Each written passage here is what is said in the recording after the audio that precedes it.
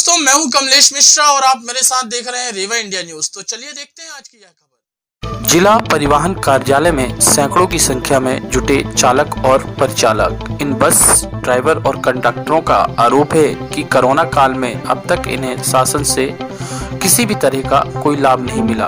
वहीं ये परिचालक महीनों से बेरोजगार बैठे हैं। वहीं खाद्यान्न विभाग इन परिवारों को राशन देने वाली लिस्ट जारी किया है, मगर वहीं चालक और परिचालकों का आरोप है कि जो लिस्ट जारी की गई है उसमें जिले के चालक परिचालक के परिवार का दूर दूर तक नाम नहीं है। ये लोग इस मामले की जांच की मांग कर रहे हैं। इनका कहना है कि खाद्यान्न वितरण में धांधली हुई है। रेवा इंडिया न्यूज के लिए कमलेश मिश्रा की यह रिपोर्ट। चालक की जो श्रेणी आती है, अभी तक आरटीओ विभाग में इसका रजिस्ट्रेशन नहीं हुआ था।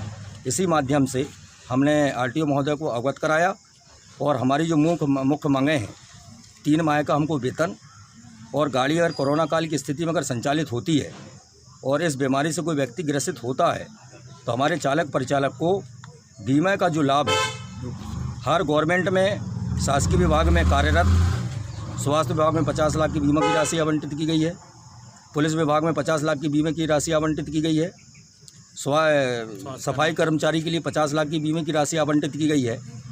और हम लोग भी मजदूर श्रेणी के वर्ग के लोग हैं। परिवार के ऊपर आर्थिक संकट, ऐसी स्थिति आज आ गई है कि घर चलाना मुश्किल हो रहा है।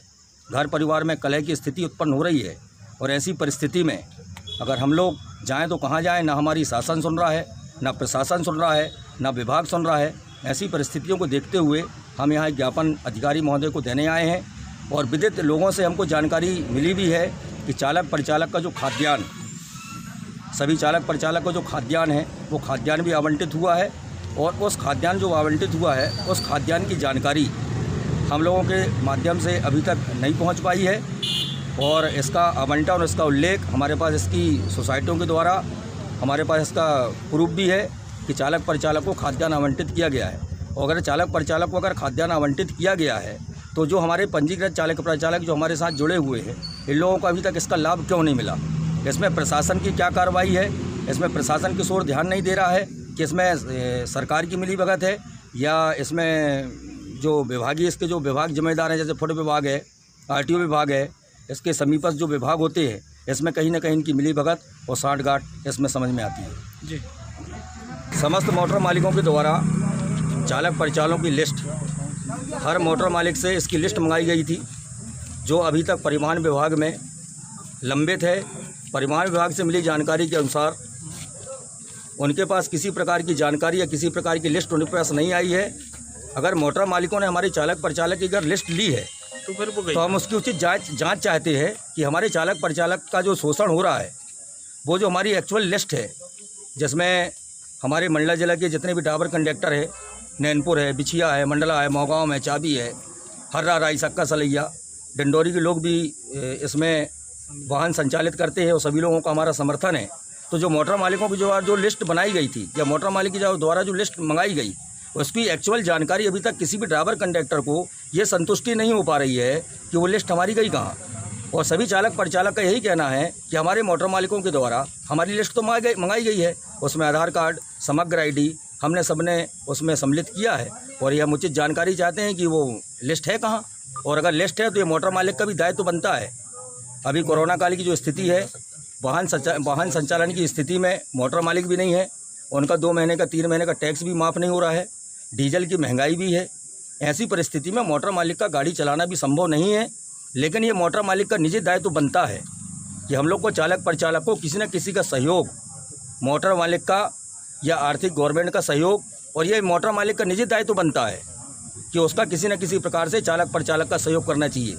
चूँकि हम दैनिक वेतनभोगी हैं, हम कल जाते हैं तो हमको कल का पैसा मिलता है, लेकिन हम दैनिक वेतनभोगी तो सिर्फ उनके कागजों में हैं, लेकिन हम उसके नियमित कर्मचारी कहलाते हैं। क्योंकि जब कल गाड़ी उनकी संचालित होगी तो वही ड्राइवर कंडक्टर उनकी गाड़ी में जाएगा, ना कि हम दैनिक वेतनभोगी, हम रेगुलर कर्मचारी की श्रेणी में आते हैं जी। भोपाल से आई थी कोविड के टाइम में कि कुछ लोगों जिनकी पात्रता पर्ची नहीं बन पाई, वो पात्र हैं, ऐसे लोगों को भी खाद्यान्न दिया जाए।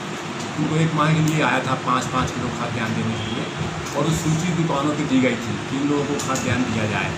अब उसमें अगर कोई खाद्यान्न लेने गया होगा, सूची में उसको खाद्यान्न मिला होगा।